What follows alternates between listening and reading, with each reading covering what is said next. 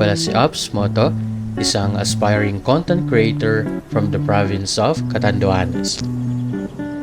Last January 28, birthday ng nag-iisa kong kapatid na kilala dito sa amin bilang si Tinay. Isang BS Criminology student, 19 years old, mahilig mag-rides at single. Search nyo na lang sa Facebook, Justin Pitavero. Ito yung profile niya. A certified motorista. Wala siyang ibang hiling kundi libutin ang napakagandang isla ng Catanduanes. Ang road trip natin ngayon ay nagsimula sa bayan ng San Miguel, papuntang Bato, Baras, Higmoto, Viga, Panganiban, Bagamanok, Pandan, Karamuran, San Andres, Verac at Bauing, San Miguel. Pagdating natin sa bayan ng Baras, nag-side trip muna tayo sa sikat na beach resort sa buong probinsya. Ang Paraaran Surf Beach Resort. Binibining kay ganda, lumapit ka sa akin at papadama ko sa'yo kung paano maging reyna, parang nasa mga alamat. Kasama pala natin ngayon ang aking iniibig at ang aking anak. Kasama din natin ang isa kong pinsan na si Fiona. Ang Paraaran Surf Beach Resort ay isa sa mga pinupuntahan dito ng mga turista. Tinatawag din itong surfing capital of Catanduanes.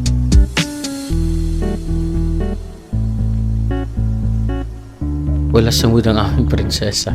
Ayaw magpa-video. Kahit malakas ang hangin, sinubukan ko pa rin magpalipad ng drone. Gusto ko kasing ipakita sa inyo ang mga sikat na tourist spot dito sa Catanduanes. Kahit kinakabahan, ipinagpatuloy ko pa rin ang pagpapalipad. At ito ang naging resulta.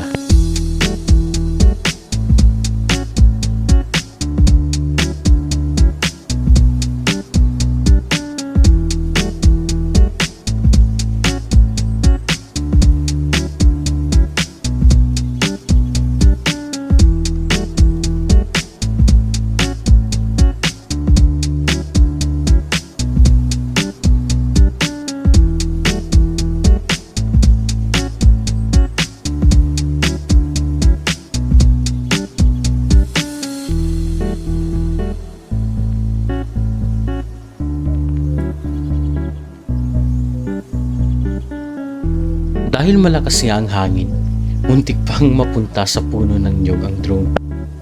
Kaya napagpasyahan ko na lang na huwag nang ipilit pa kasi baka masira at kung saan pa mapunta.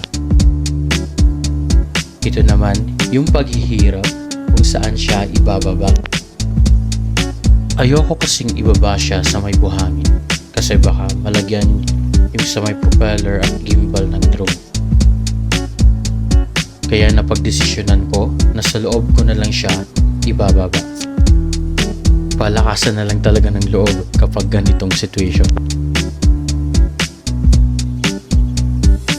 Buti nga at safe nating naibaba ang drone. Pero nagdesisyon na akong wag nang magpalipad. After namin sa bayan ng Baras, bumiyahe na kami papunta naman sa bayan ng Higmoto at sa bayan ng Viga. Dahil mahaba ang biyahe, nagpahinga muna kami dito sa Barangay Tambungon sa bayan ng Viga. Sa kasamaang palad, hindi na ako nakapag-video ng buong biyahe gamit ang GoPro dahil nahulog siya. Hindi rin makakagamit ng drone dahil malakas ang hangin. Hindi pa siguro ito ang tamang panahon. Baka sign din na kailangan pagandaan ang pagpapakita ng kagandahan ng probinsya ng Catanduanes. Ito ang ilan sa mga pictures kasama si Mama, Papa, Fiona, Julie, Bibi at ang birthday boy na si Tinay. Hanggang dito na lang po. Paalam!